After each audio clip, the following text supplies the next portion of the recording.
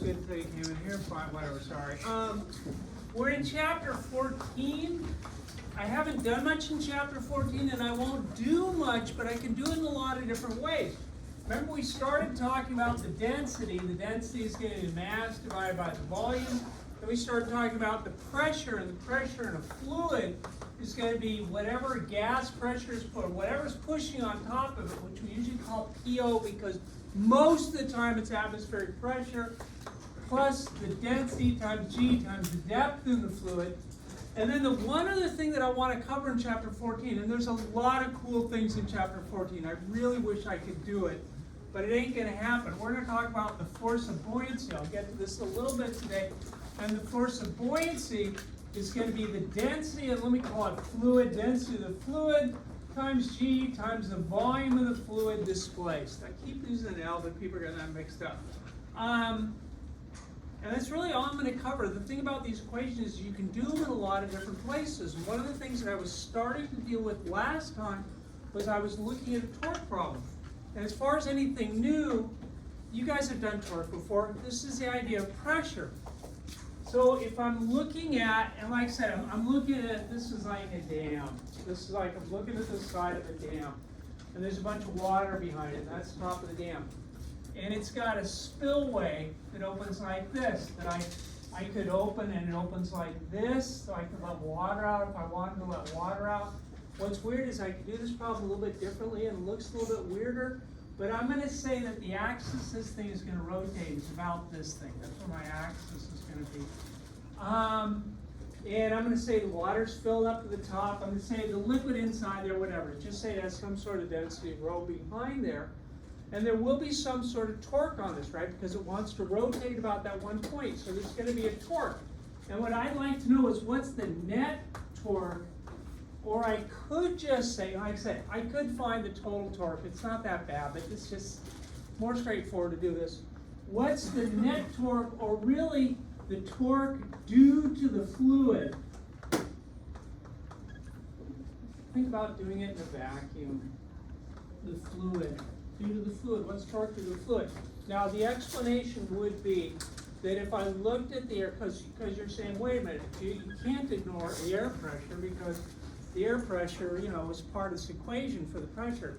But the thing is the air pressure is pushing on this side. Once again, it doesn't seem like very much because you're used to it, but hopefully from those demos you're saying to yourself, yeah, there's a lot of air pressure pushing on this side. There's a pressure pushing on this side. There's also the pressure pushing down on top of the water.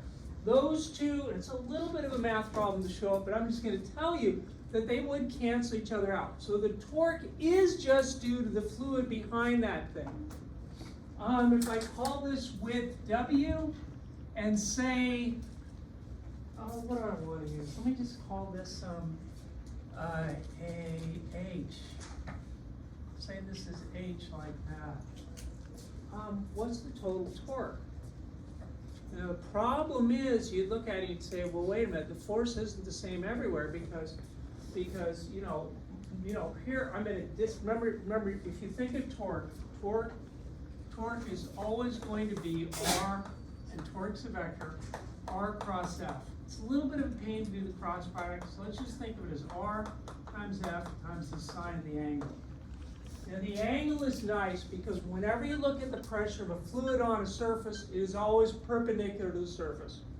Okay? If I had some, it doesn't matter how the surface is. If I had some sort of weird coffee cup that bent like this, okay, and I looked at the pressure here is going to be pointing like that, the pressure here is pointing like that, the pressure here is pointing like that. Even though it's a bunch of random collisions, the net effective pressure will always be perpendicular on the surface. That's one nice thing. That means that this is a sine of 90 degrees. That's just going to be 1. So to get the torque, I need R times F. R is the distance from the rotation point. So let me look at a spot. Let me just look at right here, which is a bad way to do it, but I'm going to do that first. If I want to find the torque due to the push on this little spot, I need to have this distance, and I need to have the pressure. The difficulty is, if I go to another place, like right here, not only is my distance different, but the pressure's different. Okay? It's really a calculus problem at this point. You would say, is there any spot where anything seems to stay the same? And the whole idea is that, you know what, if I go down a fixed depth in a fluid, the pressure is constant. Remember, really important, really important idea. No matter how I set this thing up, let me drill this over here and put this thing in like this, and then drill this like this. Doesn't matter how I set up my fluid. If I'm at a fixed depth below the surface, if I fill this thing in, if I look here, pressure same here, pressure same here, pressure same here, pressure same here, pressure same here. As long as I'm a fixed distance below the surface, the pressure has to be the same. So that gives me my point to work on. I'm going to look at a real narrow strip of this thing, make that so narrow. As a matter of fact, I'm going to call that, since I'm going up and down, you could do this in terms of h and call it dh, but you guys always think of up and down in terms of y. So I'm going to call this dy. dy like that. And along that very thin differential strip right there, the pressure is constant, right? Because essentially I'm not going up and down at all. I'm at a fixed depth below the surface. Now, the other thing about this problem is, and it doesn't matter how you do this problem, you will get the right answer. Where do you want to put 0? You put 0 wherever you want to. You could call this 0, you could call this 0, you could call this 0. Typically with torque problems, it makes your life easier if you pick the rotation point to be 0, which does cause me a little bit of an interesting problem. If this is 0, I've got to pick this as a positive direction, and that's okay. There's nothing wrong with picking this to be the positive direction, just as long as I get my values right. I call this distance down y like that. If you can find a well-defined torque on this little strip, that one piece of torque, all I have to do is add them up from 0 to h. That would be my grand total torque, right? If I just find the equation, take a second and try it. Try to find the torque on that one little strip. I'm a distance y away from the rotation point. So if I look over here, r is just going to be y. Force, how do I get force? Oh yeah, if I look back when we defined pressure, we said that the pressure is going to be the force over the area. So the force is going to be equal to the pressure times the area. You can find the area of this little tiny strip. The force is just going to be the water. And like I said, be careful. It's not illegal to include this in here, but since I was just looking at the pressure due to the fluid, I was saying, just pretend you're doing it in a vacuum. So there's no air pressure pushing on top. It's just an easier way to think of it. But take a second and try it. You guys can do this stuff. It's not a hard integral. It's a real simple integral.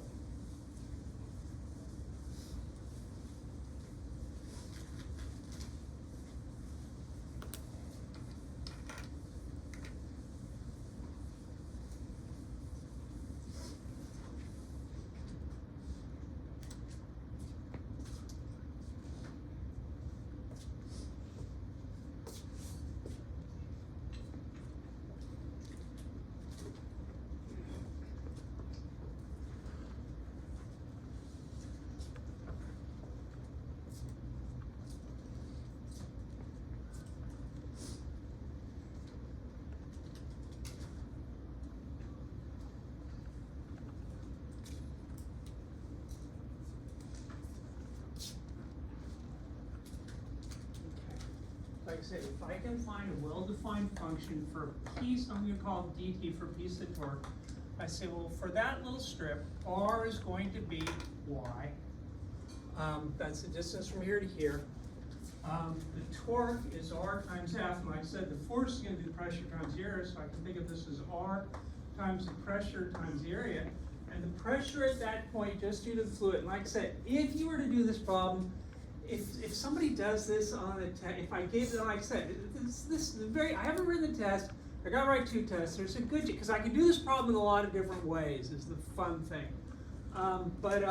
If somebody threw in the air pressure in this thing, I'd kind of go, whatever, they did. But like I said, well, what I'll probably do is I'll just say it's in a vacuum, so there's no air pressure pushing on it, which once again, if I worried about the air pressure, the effective pressure here and the effective pressure pushing down would cancel each other out. The net effect of those pressure, the air weight of the air, the net effect of the weight of the air would cancel itself out. So this is going to be R times the pressure. The pressure at that depth is going to be, well, the pressure is just going to be the density of fluid times G times how far down I am in the fluid and how far down I'm in the fluid. Oh, this is Y down. Now Y comes up again. Y like that, so that's this thing. The area is going to be, well, the area, this is a real narrow like rectangle, right? And it's W long and it's dy wide, so this is going to be times W dy, right? This thing right here, that's R. This thing right here, this is going to be the pressure times the area, or this is R times F. Okay? And that's the torque on that one little strip. Quantify the total torque. I just add them all up. So the total torque is going to be the integral from, and once again, it looks weird that I'm integrating down. That's okay. You could have done this problem integrating up, taking this to be 0 and ending at H. It would have worked. It's just a messier problem to deal with. It's always easier with torque, if you're looking at variable torque, to pick your 0 to be the rotation point. It just makes the math easier. This is the integral from 0 to H of, that's going to be what, rho G omega times y squared dy. Looks really bad, but you'd say, wait a minute, I can take a bunch of constants out front, right? This is going to be the integral of rho G omega, integral from 0 to H of y squared dy, right? So I think you get rho G omega times y to the third over 3, evaluated from 0 to H, and if you put in the integration, you get the density of fluid times G times the width of that thing times H cubed over 3. And that would be the grand total torque on that thing right there. And like I said, I can do this logically. Hopefully when you look at that problem, you say, that was a little bit like that thing we did when you were looking at the force on the walls in a barrel, because the pressure would change as you go farther down in the barrel. And, oh man, I want to do so many different things with this, but my call plates. Anybody have any questions on this thing? Okay, yeah? Why is it y squared? Why? Because I got a Y here and a Y here. Yeah, so I got a Y squared, right? Right, yeah. Are you trying DT instead of just T? Well, because in a way it's bad notation on my part, but whenever I think of a part of something, I think of a differential part of something. So if you just wanted to say that this was the torque on just that one little strip, but I always think of it as a piece of the torque, and then when I add up all the torques, it's really doing the integral, getting the whole thing, and that's just a notation thing. So yeah, if you don't want to do it that way, don't do it that way. Yeah? So if the torque at the bottom would be like net torque? This is the grand total net torque on the thing. Yeah, it's adding up all the torques. That's the grand total torque on this thing. Anything else? Okay. Back in the 1700s, started doing a lot of figuring out stuff with chemistry, and one of the devices they used a lot was the J-tube. And a J-tube's a rather simple thing. You take a great big long tube, which you can blow with glass, seal one end, and then just heat it up again and bend it. So a J-tube would look something like this. It'd be open right here, and it goes down like this and comes back up like that somehow. That would be a J-tube. Okay, it's actually really interesting to look at the way pressure is affected by different things, but whatever, I'm not getting into chemistry. What I'm going to do is I'm going to pour some fluid into this thing. I'm going to pour some fluid in like this. I've got some fluid in here. And I've got a gauge here so I can read the pressure. And I get the pressure here is going to be 1.3 times 10 to the 5th pascals. Okay, that's the pressure in this end of the bulb right here. That's the pressure of the gas in here. And I'm going to measure this. I'm going to call this 0. I'm going to call this 0.1 meter. Call, fill this up a little bit more.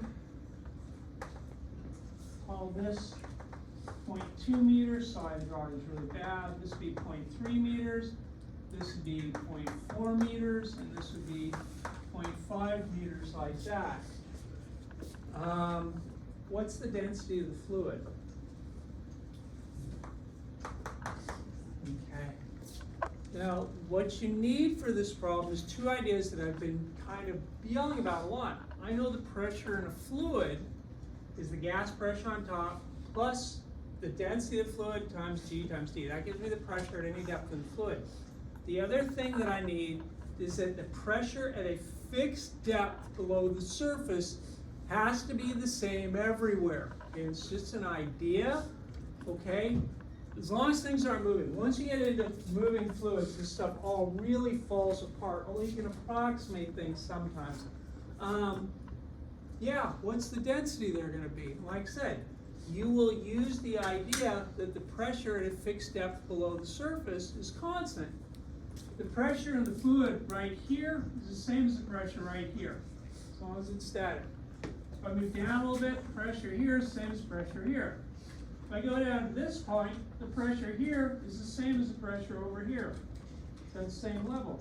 If I go to this point, the pressure right here is the same as the pressure right here. I could do it almost anywhere, but it's very nice when you do these problems to work at a boundary point. Here's my boundary point between a gas and a liquid, some sort of interface between the two.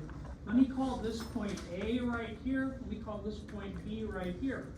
Both of those are the same level below the surface, right? Right, they're both the same level. So what do I know about the pressure at A and the pressure at B? Pressure at A and pressure at B have to be the same thing. So I could say, and I can do a lot of different variations on this problem. This they look different, but I would say, yeah, the pressure at A has to be the same thing as the pressure at B because I'm the same level below the surface of the fluid. Okay, pressure at A, I got a formula for that, and this is open to the air, so I can say that the pressure at A is going to be atmospheric pressure, PO, plus rho times G times my depth. This is going to be 1.013 times 10 to the 5th pascals, plus, well, I don't know what the density is, times G, that's 9.8 meters per second squared, times the depth. Well, how far down is it? This is 0.2 meters. No, I'm not doing this one. It's 0.3 meters, right? Right, so I'm finding the pressure at A, so that's going to be 0.3 meters. The other one's easier to find, but it's weirder to think about. The pressure at point B. This is kind of a weird thing, because I just gave you the gas pressure inside here. You know, what does that have to do with the fluid pressure at the top here? You have to think about things being in equilibrium. If I have a bigger pressure here than I do right at the surface, what's going to happen? It's going to move it, right? The pressure would move it. If the pressure at the surface of the fluid was more than this, it would actually push the level up.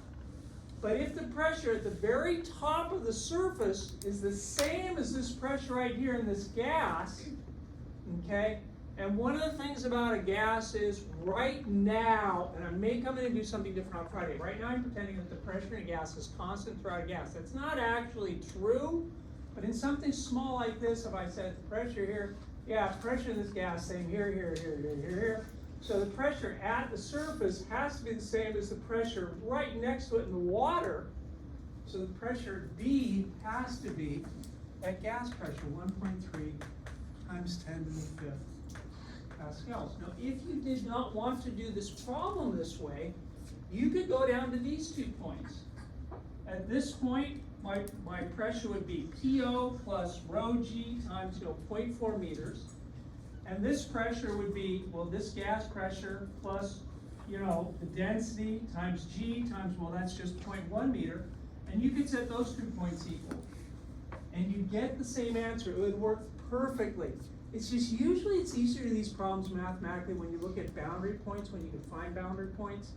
But anyways, I know that the pressure at A has got to be the same thing as pressure at B. So I get 1.013 times 10 to the 5th pascals plus the density times 9.8 meters per second squared times 0.3 meters has got to be the pressure B, which is 1.3 times 10 to the 5th pascals, like that. And if you look at that, you got one equation, one unknown. You could solve for the density. Okay, and I don't know, whatever the heck it types out to be, it's 1.3 E5 minus 1.013 E5 equals divided by 9.8. divided by 0.3 equals, and I get the density of this fluid is, you know, it's kind of dense, but it's not ridiculous. This is gonna be like 9,762 kilograms per meter cubed. Now that's a lot. You know, I just kind of made this up. You know, mercury is instead of 9,000, mercury is like 13,600. So that's more than water, but less than mercury. And like I said, I just kind of made that number, made this whole problem up. But I can find the density. Excuse me, the idea was that the pressure at a depth in a static fluid is going to be constant as long as you're the same depth below the surface. I can use this in a lot of different ways. This is basically the same problem.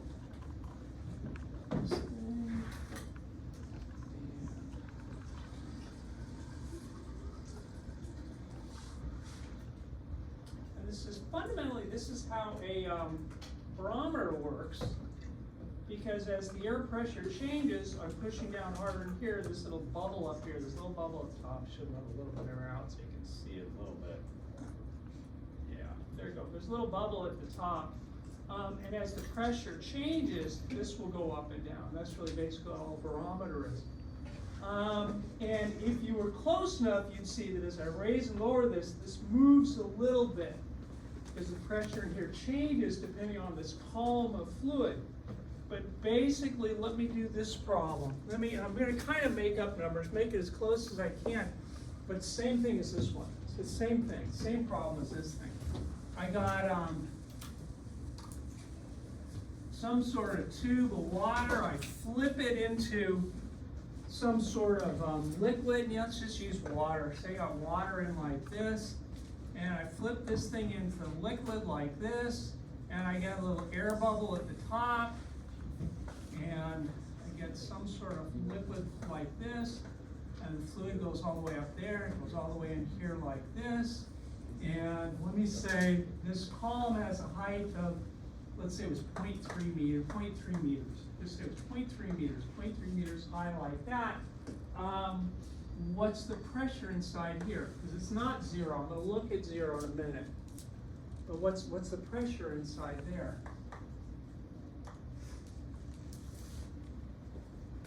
It's the same problem again. It's the same problem. But think about it for a second. It's the same problem. We do a lot of different things with this. Like I said, I can do the same problem over and over in a lot of different forms. So it's really important. When you're in a static fluid, I got a static fluid, the pressure at a fixed depth below the top surface has got to be constant, which means if I look at, you know, this point and this point, pressure has to be the same. Look at this point and this point, pressure has to be the same. If I look at, and the one to do is this point right here and this point right on the surface, those have to be the same. Or if I looked at this point here and this point here, pressure has to be the same, okay? Because I'm the same level. For these two, same level below the surface, same level below the surface. These are the same level below the surface. These are all the same level below the surface. Once again, you do it any way you want to, but what I've found, just messing with these things a lot, is that usually it makes the problem a little bit easier when you pick a point where it's some sort of boundary between something. So I'm going to use this as point A, and I'm going to call this point B. I'm the same distance below the surface of this thing, right? And this is water, let's just say it's water, density 1,000 kilograms per meter cubed. Both these are the same distance below the surface. So they both have the same pressure, so the pressure at A has to be the same thing as the pressure at B. What is the pressure at A? Well, the pressure at A is easy. That one's open to the air. So the air's pushing down with an atmospheric pressure to hold it in the same place. There's got to be a pressure of the exact same thing pushing the other way. Pressure at A is going to be nice. Pressure at A is going to be 1.013 times 10 to the 5th pascals, right? Okay. Pressure at B is a little bit more interesting, but really it's just the pressure down in the depth of a fluid, okay? So you can say the pressure at B is going to be below a certain depth in a fluid. I know that the pressure here is the air pressure or gas pressure, whatever the heck is here, pushing on top of this fluid. It's going to be fun when I start mixing fluids, and I might, I want to do chapter 19. 19 is cool. 19 is really good. Get to do some gas processes, really, really cool.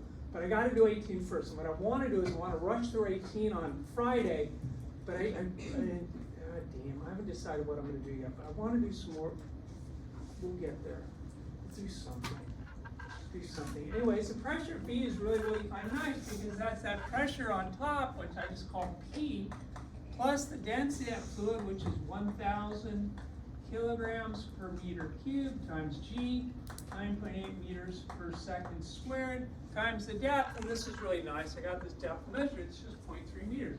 0.3 meters. I know the pressure A and the pressure P is the same thing. I can set these two equal each other and I can figure out what P is. I get P, let me write it in the order it's in.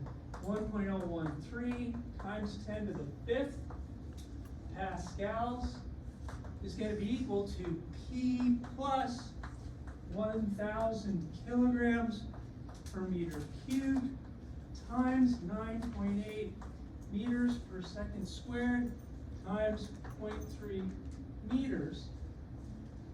The weird thing is, and once again, this should come out to be, because this is pascals. I know this is going to be pascals. This thing better be pascals, right? It has to be. If you're adding things, they have to have the exact same unit. So if I look at it real quick, it's a kilogram per meter cubed, that's first thing, times a meter per second squared times a meter. Okay, the way I think of this, and you do this however you want to, once again, I do every once in a while ask people to show units. There may be a problem that will say, show how the units work all the way through the problem. I do that, I usually don't do it on more than one problem because it slows people down. To be honest, 3 or 4 years from now when you guys are doing nastier, uglier stuff, you will say, yeah, it's really to my advantage to hold on to the units, but I didn't get it until I was in graduate school.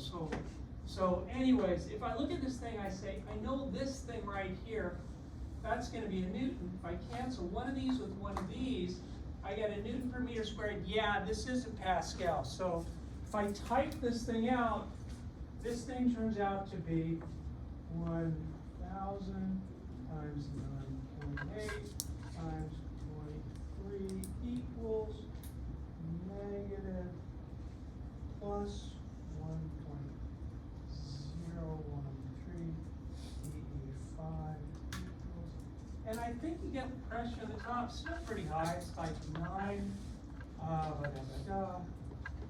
yeah, let's say 9.836 times 10 to the 4th pascals. I think I typed that out right, you should check it, that might not be right, but I think that's it. Any questions on that? Same, yeah?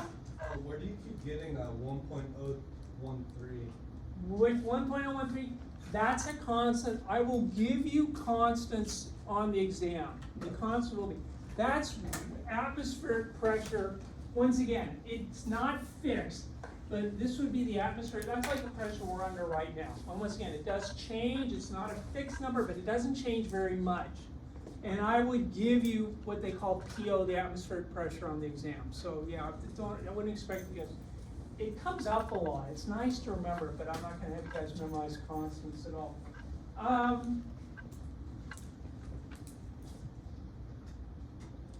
Same problem, but I got to talk about it a little bit. Back in the 1700s. Late 1700s, French hydrologists were pumping water out of underground pools, these artesian wells they call them, and basically they found a real weird result. That once they got down to a certain depth, no matter how good their pump was, they couldn't get any water out of it, okay? So I've got some sort of depth here where all of a sudden I can't pump any water. Now it's pure water. The density of water is going to be 1,000 kilograms per meter cubed. And I know the atmospheric pressure, PO, is going to be 1.013 times 10 to the 5th pascals. But why is it that at some point, at some depth, these vacuums, no matter how long I work at it, it won't pump water out. Now, if anybody is saying, hey, I've got a well back at home which is a lot deeper, what you do with the well nowadays is you make a mechanical pump, you drop it all the way down here, and then it physically pumps the water out. I'm talking about a vacuum pump, and let me describe that in a different way because it's easier to think of it in terms of a straw. Okay, when you go to In-N-Out or Burger King or wherever the heck, and you get a soda or a glass of water or whatever, if you get a straw, and you stick that straw down inside this fluid like this, how does anything come out of this fluid? How does anything come out of the straw? Because there is nothing grabbing the fluid and pushing it this way. There's nothing grabbing it and pulling it up. When you suck on the straw, you're essentially making a partial vacuum here, which means the pressure here is lower than the pressure it is on this side. So what happens is really it's the atmosphere pushing down on the liquid here. The pressure here, since you're kind of sucking on this thing, the pressure here is lower. You got a bigger pressure here, lower pressure here. It'll actually push the fluid up. You're not really sucking the fluid up this way. It's getting pushed up by atmospheric pressure. If there was no atmosphere, you could pull on that thing all day long and it wouldn't pull anything up out of the straw. So what's D? Same problem. We draw it like this. There's my cool water downstairs in some sort of cave down there. What's D? What's the biggest column of water I can, and you can actually test this. I've seen people do it, it's kind of funny, but just tape a bunch of straws together. There's a point where you can't get any water to come back up because you're limited by how far atmospheric pressure will push things up. So like I said, what I'm going to do is I'm going to say, you know what, I'm pulling a perfect vacuum, which is impossible, but I'm going to say the pressure up here is 0. How high is that column of fluid going to be?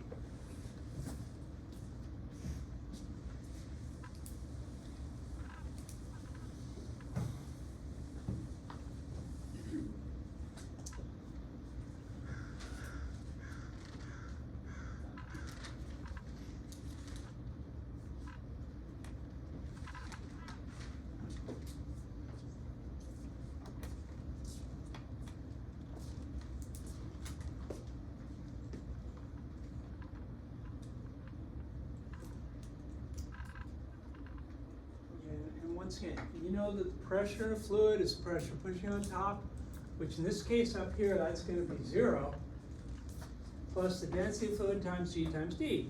Where I will do is I'll go and be careful you do this in a single fluid. What a lot of people will want to do with something like this is they'll want to compare the pressure, and like I said, I wish I found it. They'll try to compare the pressure like right here and right here. And they'll say, hey, look, I'm the same distance below wherever the surface is. Say this pulled up this height right here. But the thing is, it's in a single fluid. So I've got to be in the fluid when I compare those 2 points where the pressure is. So I can't do it up here. I could do it down here, those 2 points, because they're the same level, in the same fluid below the surface. But once again, it's usually easiest to pick a boundary point. Looking like I'm sorry to scribble these things all over the place. Pick a point like right here and right here, right at the surface. Call this A, call this B. Since it's a static fluid, you know the pressure at A has to be the same thing as pressure at B. How high is that column going to be?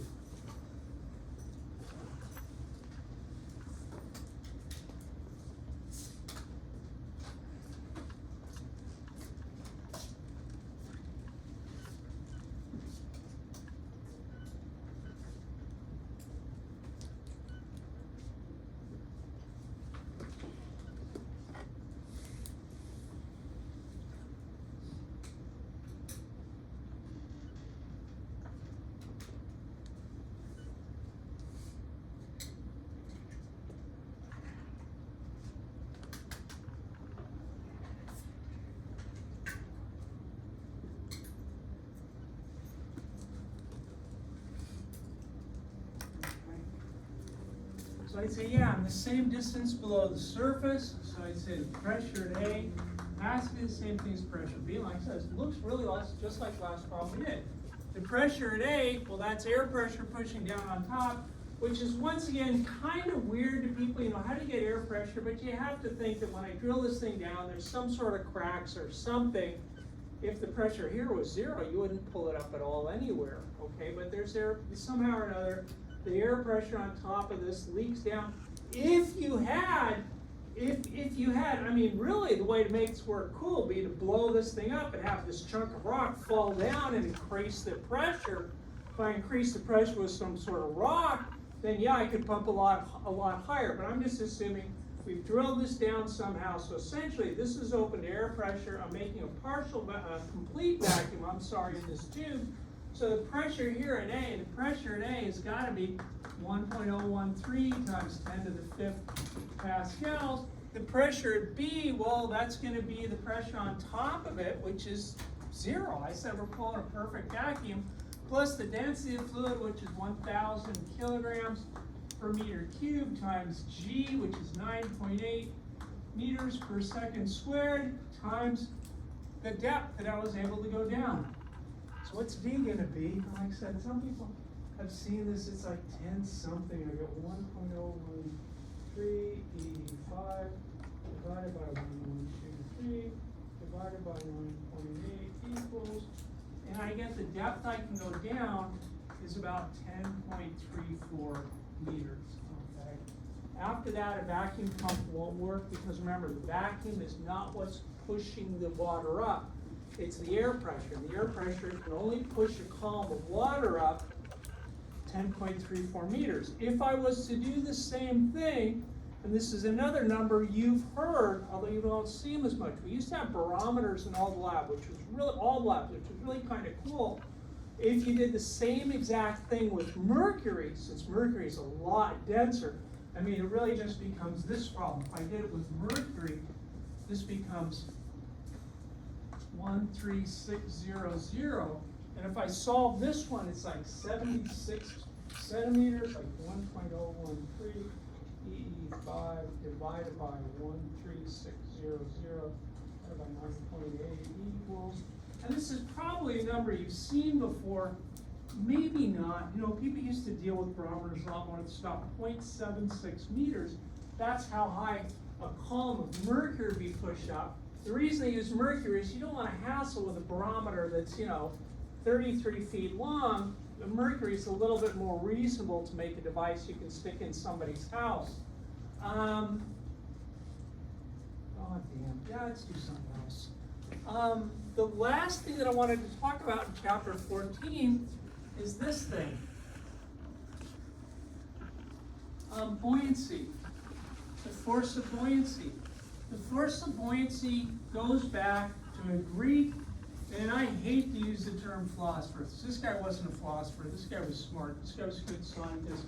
Archimedes, I don't get to do that either. Archimedes lived from about 287 to about, was it 215? 212 BC. 212 BC. Archimedes. And what he found was that the force of buoyancy, this is what I'm going to say in math terms. The force of buoyancy is equal to the weight of the water displaced, of the fluid displaced,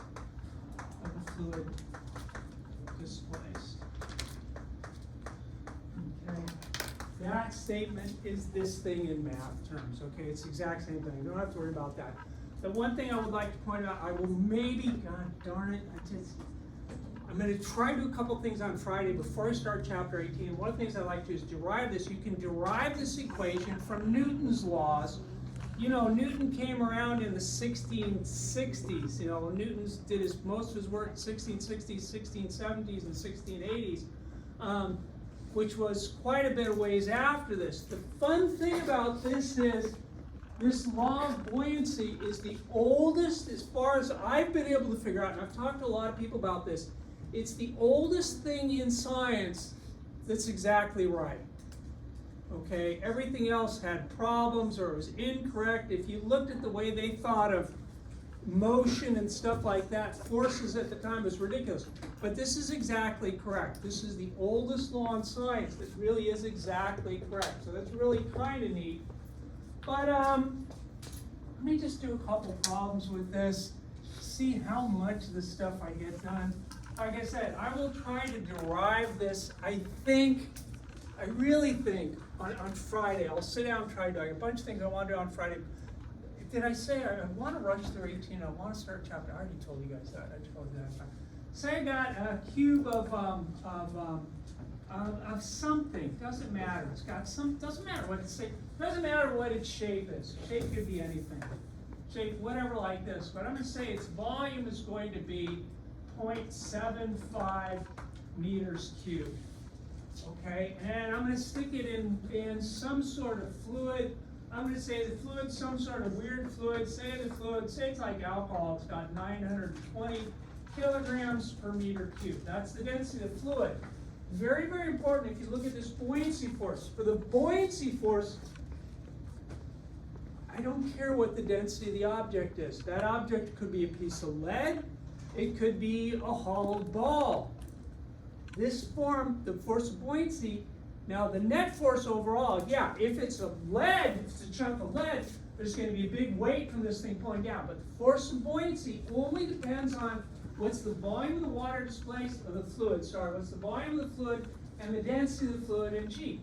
You know, what's the force of buoyancy on this thing? Like I said, that's weird. If this was lead or styrofoam, I'd get the exact same force of buoyancy. So you said the force of buoyancy is going to be the density of liquid, which is 920 kilograms per meter cubed, times G, which is going to be 9.8 meters per second squared, times the volume, which is going to be 0.75 meters cubed, like that. Okay? Whatever, you'll get some sort of number. I just want to look at the units because force has got to be newtons, right? Force has got to be newtons. So this is a kilogram per meter cubed times a meter per second squared times a meter cubed, like that. Okay, if you look at it, these two meter cubes will cancel each other out. A kilogram meter per second squared, yeah, that's in Newton. Whatever that types out to be, that'll be a force. And remember, it only depends, the buoyancy force only depends on volume. Now where these problems get fun, and once again, man, another 3 or 4 weeks we could do some fun stuff with this. When something's floating, the volume of the object is not the same as the volume of liquid displaced, right? Because some of the objects above the surface, these problems are nice when everything's below the surface, because if it's all below the surface, if it's completely submerged, the volume of the object is the same as the volume of the fluid displaced. When you get floating things like that, God dang it, ain't gonna happen. It's not gonna happen. Try this one. Try this one. Like I said, neat results. And once again, I can do all sorts of different variations on this problem. I can do all sorts of cool things with this.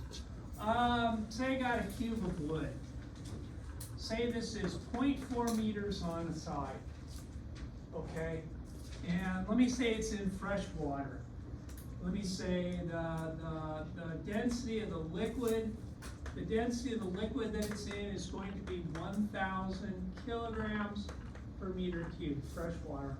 This is a piece of wood, so the density of this wood is going to be nice numbers like 700 kilograms per meter cubed. It's a little bit less dense, so it really wants to float. It really wants to float, but I'm not going to let it float.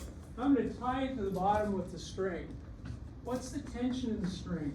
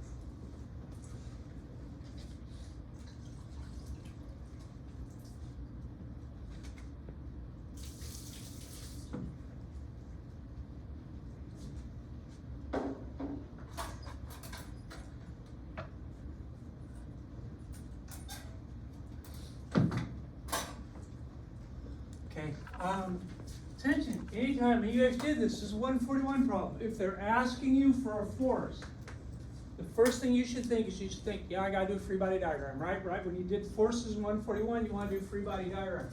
Let me do a free body diagram for this thing. Here's my block of wood. I know there's a force of buoyancy pushing up. Force of buoyancy always lifts things up. I'll show that once again, hopefully on Friday. There's a tension pulling down from the string, and what else is there? Oh yeah, it's got some weight. There's some sort of weight pulling down like that. It's tied to the string, it's in equilibrium, so since it's in equilibrium, I know the sum of the forces has to be 0.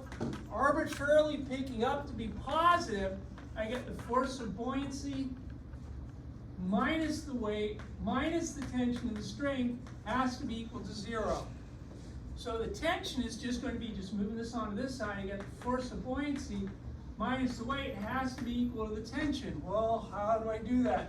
Okay, well, the force of buoyancy is just going to be, well, the force of buoyancy is what? It's the density of the fluid, not the object, times g times the volume. So this is going to be the density of the fluid, which is 1,000 kilograms per meter cubed, times g, 9.8 meters per second squared, times the volume of that block, which is going to be 0.4 meters cubed. That's the force of buoyancy. That's the thing we did today. How do you get the weight? The weight's equal to m times g, right? You guys, that was a 141 thing. How do I figure out what the mass is? How do I figure out what the mass is?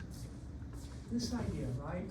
The mass is equal to the density times the volume. So in this case, the mass is going to be equal to the density, which is 700 kilograms per meter cubed, times the volume, which is 0.4 meters cubed, like that. So this would be minus m times g. I got m. That was going to be 700 kilograms per meter cubed times 0.4 meters cubed times g, 9.8 meters per second squared.